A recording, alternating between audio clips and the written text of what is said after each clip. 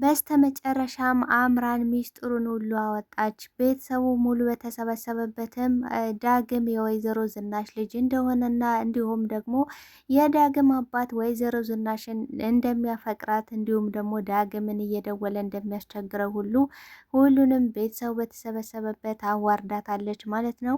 እንግዲህ ወይዘሮ ዝናሽ የምትገባበት የምትይዘው ነገር አታለች። ዝም ብላ ነው የምትቀባጥረው፣ ዝም ብላ ነው የምታወራው። ይህ እሷን ስላልወደድኳትና ስላልተቀበልኳት ብቻ ነው እንደዚህ የሚያደርገኝ ይሄ ውርጋጥ ልጄ ነው ያለ ቤተሰቡ ፈቃድ ሄዶ አግብቶ መጥቷል በማለት እንግዲህ ብትናገርም ነገር ግን ማንም ሊሰማት አልቻለም ማለት ነው። እንግዲህ በድብቅም ቢሆን አምራንና ናሆም ሄደው ቀለበት አስረዋል።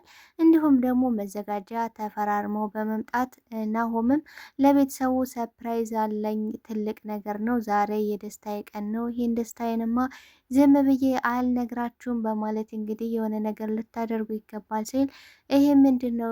ምን የመጣ ደስታ ነው? ቶሎ ንገረን ብላ ወይዘሮ ዝናሽም ስታፋጥተው እኔና አምራን ዛሬ ቀለበት አሰርን፣ ዛሬ ተጋባን ብሎ ሲነግራት እሷም ማመን አቅቷታል። ያችን የተረገመች ልጅ እንዴት ያለኛ ፍቃድ ሂደት ታገባለህ? እንዴት እንደዚህ ሊሆን ቻለ? እንደዛ ከሆነ ደግሞ አምራንን የምትመርጥ ከሆነ ከዚህ ቤት ለቀህ ትወጣለህ፣ እንዲሁም ደግሞ ከድርጅቱና እንዲሁም ከውርሱ ውጭ ነህ። እንዲያውም እንዳንተ አይነት ልጅ ሊኖረኝ አይገባም ነበረ በማለት ወይዘሮ ዝናሽ አምርራለች። ነገር ግን አቶ ለይኩን እባክሽ ዝኑ ተረጋጊ፣ እባክሽ ቀስ ብላችሁ ልታወሩ ትችላላችሁ በማለት ሲጠይቃትም እሷ ግን በፍጹም ቀስ ብዬ የማወራው ነገር የለኝም፣ አገባው እኮ ነው የሚለን ልጃችን እኮ አግብቼ የመጣው እያለ ነው።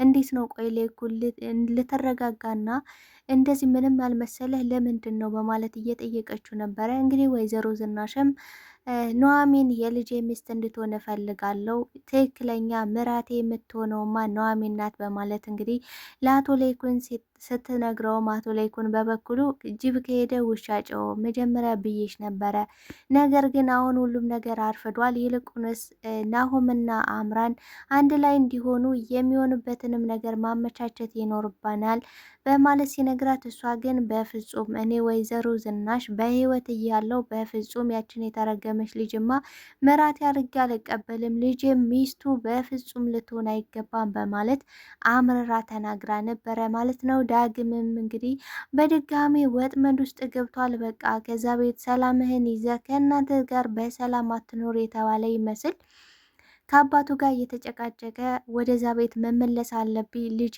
ወይ አንተ አትመጣም ወይ ደግሞ እናት ስለናፈቀች የእናትህን ማግኘት እናትህን ማየት እፈልጋለሁ በማለት ሲጨቃጨቁ፣ ነገር ግን ዳግም ማንም አልሰማም ማንም አላየኝም ብሎ ውጭ ወጥቶ እያወራ ነበረ። እንግዲህ የተፈጠረው ነገር ከባድ ነገር ነው። ዳግምም ወይዘሮ ዝናሽ እኮ ባለትዳር እንዲሁም ደግሞ የልጆች እናት ናት እና የልጆች እናት የሆነችን ሴት ነው አፈቅራታለሁ የምትል ያለኸው ወይዘሮ ዝናሽ፣ እኔ ልጇ እንደሆንኩኝ አቶ ለይኩን አያውቅም። አቶ ለይኩን ደግሞ ለእኔ ብዙ ነገር አድርጎልኛል።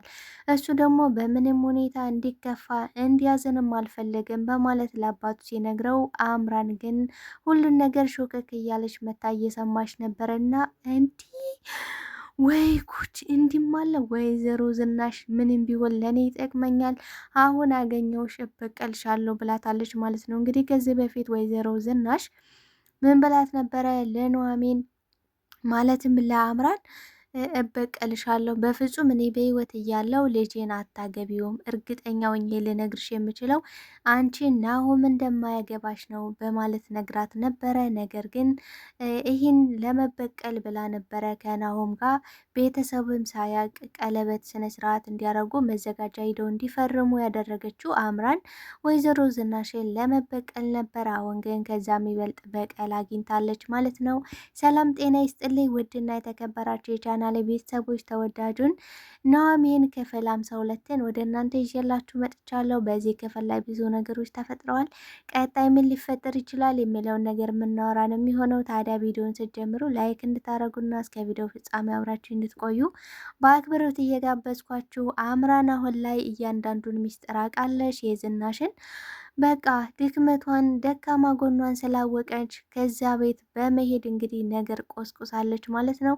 ዝናሽ መጣውልሽ በማለት ከዚህ ቤት እንድገባ ትፈቅጂልኛለሽ ወይስ ደግሞ እኔን ትቀበያለሽ ወይስ ደግሞ ሚስጥርሽን እያንዳንዱን አውጥቼ ልዘርግፈው ስትላት ስለምን ሚስጥር ነው የምታወሪው ስትል ዳግም ሲያወራ ሁሉን ነገር ሰምቻለሁ። ስለዚህ አንቺ የጓደኛዬ ልጅ ነው፣ ምስኪን ነው፣ በቃ ያደራ ልጄ ነው ብለሽ ያስጠጋሽው ዋሽተሻቸው እንደሆነና እንዲሁም ደግሞ ዳግም ልጅሽ እንደሆነ እንደገና የዳግም አባትን በጣም እንደሚያፈቅርሽና እንደሚወድሽ ዳግም ሁሉንም ነገር ሲያወራ ሰምቻለሁ ብላ እውነታውን ስትነግራት ወይዘሮ ዝናሽ ዳግም በድጋሚ አዋረድከኝ፣ በድጋሚ ገደልከኝ፣ በድጋሚ እንደዚህ ያደረግከኝ በማለት እንግዲህ ራሷን መቆጣጠር አቅቷታል። ምክንያቱም በቃ አልጠበቀችውም እሷ አምራንን ከናሆም ጋር ለማለያየት በምጥርና በምለፋበት ሰዓት ሌላ ችግር ነው የተፈጠረው ማለት ነው።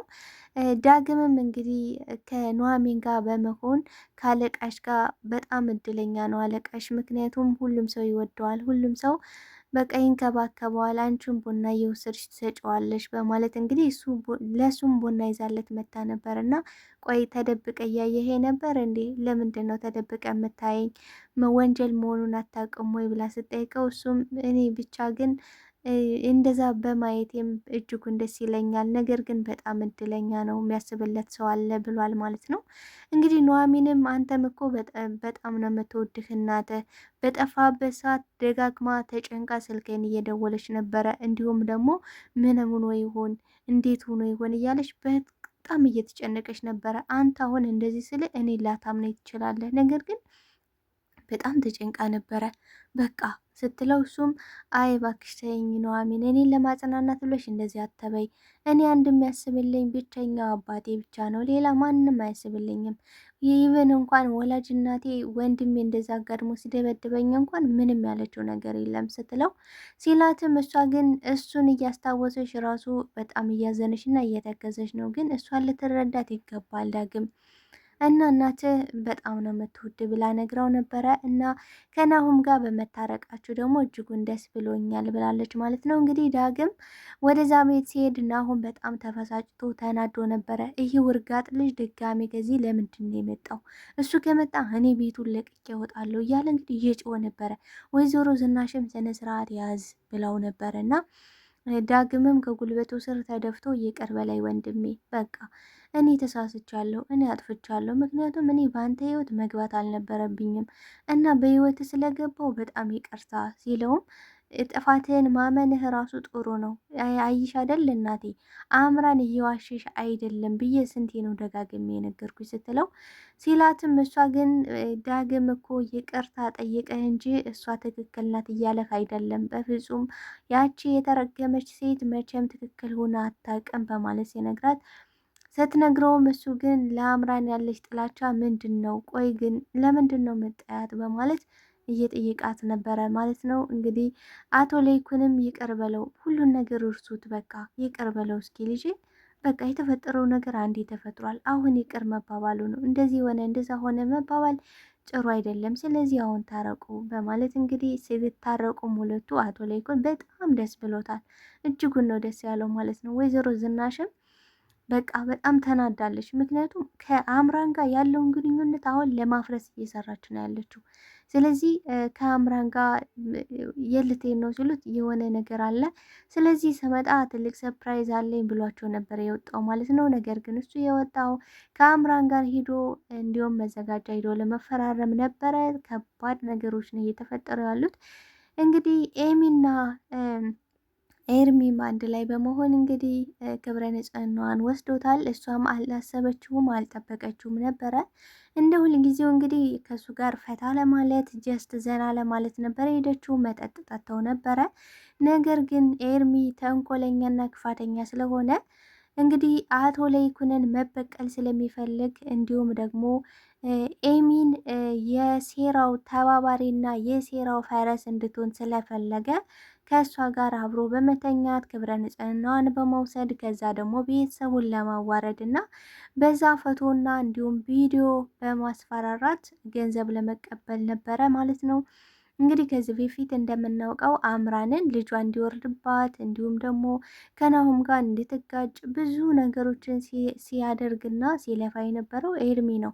እንግዲህ ልጁ በቃ አምራን ፎቶና ቪዲዮ ስለያዙባት ያለ ማጥፋት ከሱ ክላስ ገብታ በመበርበር ነው እንግዲህ እንቅ አድርጎ ሲጥላት መሬት ላይ ልጇን በዚያ አጋጣሚ የወረደው ማለት ነው። እና አሁን ላይም ከኤሚ ጋም ያን ነገር ነው ተመሳሳይ ነገር ለማድረግ የፈለገው ማለት ነው። ኤሚም እንግዲህ ደንግጣለች። በቃ ሰውነቷ እየተርበተበተ ነው። ቆይ ምንድን ነው የሆንኩት? የት ነኝ? ምንድን ነው ያደረገኝ? አንተ የተረገምክ በማለት ስጠይቀው እንዴ ጭራሽ አታስታውሽም እንዴ የኔ እስትንፋስ በማለት እንግዲህ እያሾፈባት ነው። ቆይ እንዴት ነው ያን ያህል ሰክርሽ ነበር እንዴ እስከዚህ ደረጃ ስላት፣ በቃ ምንድን ነው እያደረገለው? ፈርተሽ ነው እንዴ? ቆይ አንቺንም እንደ ሌሎቹ ተጠቅሜ መጠቀሚያ ማደርግሽ መስሎች ነው እንዴ ብሏታል ማለት ነው። ይህን እንደማታደርግ በምን አውቃለሁ? በቃ የነበረህ ከኑሐሚን ጋር የነበረህ ታሪክ እንዲሁም ደግሞ የወንድሜ ፍቅረኛ እኮ የወንድሜ ሚስት ፍቅረኛ የወንክ ሰው እኮ ነህ። እንዴት ነው በቃ ቤተሰቦችን አይናቸውን የማየው እንዴት ነው መሆነው? በማለት በጣም ተጨንቃለች፣ በጣም ተጠባለች። ነገር ግን ኤርሚ ወይዘሮ ኤቢ አሁን በእጄ ውስጥ ገብተሻል፣ እንደፈለግኩ አሽከረክርሻለሁ፣ አቶ ለይኩን አሁን የምበቀል ሰዓት ደርሷል ብሏል ማለት ነው። እንግዲህ እያሾፈን ቢሆን ምን ብሏታል? ኤሚዬ የኔ ውድ ነገር በቃ ፎቶና የተለያየ ቪዲዮዎችን ይዤ አባትሽን በቃ ገንዘብ ካላመጣችሁ የቤተሰቦቻችሁን ክብር አዋርዳለሁ እና ገንዘብ አምጡ ብዬ የምጠይቅ መስሎች ነው እንዴ ብሏታል ማለት ነው። እሷም በጣም ተናዳለች።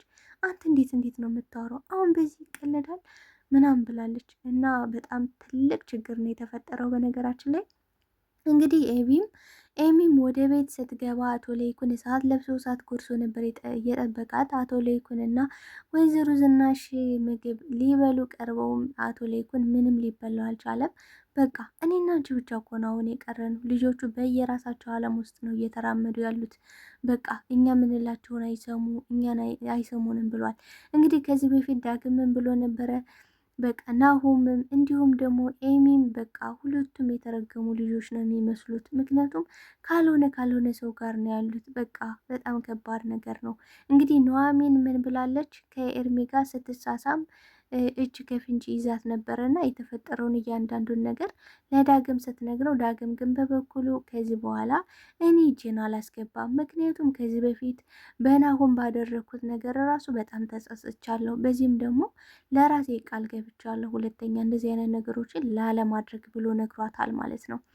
ቆይ ታዲያ ምን ይሻላል ስትል በቃ ዝም እንበላቸው። ምክንያቱም ኤሚ ከናሆም የባሰች ሰይጣን ናት። ስለዚህ ምንም አማራጭ የለኝም ከዝምታ ውጭ። በቃ ያን ቤተሰብ ከዚህ በኋላ በምንም ሁኔታ በእኔ ምክንያት እንዲታወቅ አልፈልግም። በተለይ ደግሞ አቶ ለይኩን ለእኔ ያደረገልኝ ቀላል ነገር አይደለም ብሎ ነግሯታል ማለት ነው።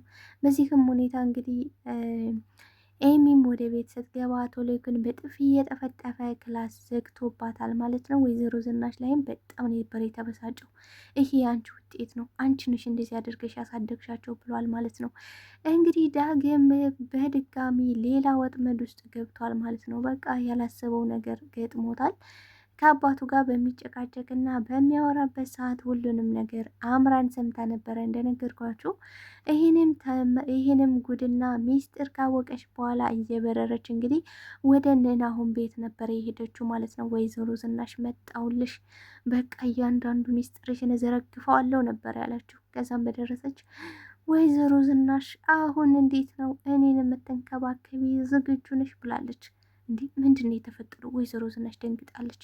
ቆይ ምንድን ነው እየሆነ ያለው? ምንድን ነው ስትላት እያንዳንዱ ሚስጥርሽን አውቃለሁ፣ ዳግም ሲያወራ ሰምቻለሁ። ስለዚህ አሁን ላይ እኔ ልትፈሪኝ ይገባል። አየሽ ነግሬሽ ነበር እንደምበቀልሽ። ነገር ግን አንቺ ልትቀበይ የልጅሽ ሚስት ሆኜ እንድመጣ አልፈለግሽም ነበረ። አሁን ግን ሳቶች በግድሽ መጥቼልሻለሁ። እንዴት ነው ሚስጥርሽን ልዘርግፈው ወይስ ምን ታስቢያለሽ? በማለት እያስፈራራሻት ነው የምትገኘው። ወይዘሮ ዝናሽ ጤና መሰቃቀላችሁት በማለት ላይ ትገኛለች። እውነት ከባድ ነገር ነው። አምራንም ልጆች ጋር ታለያይ በማለት እንግዲህ ነው ሁሉንም ትገኛለች። እንግዲህ ዳግም ላይ ወይዘሮ ዝናሽ በጣም አዝናለች። ልጄ ግን እስኪ ቤተሰቦች ምን ሊፈጠር ይመስላችኋል? እስኪ ሀሳብ አስተያየታችሁን በኮሜንት ሴክሽን ላይ አስቀምጡልኝ። አብራችሁኝ ስለነበረን ቆይታ እጅግ አድርጌ አመሰግናለሁ። እውነት አንጠልጣይ ፓርት ነው ያቆመው።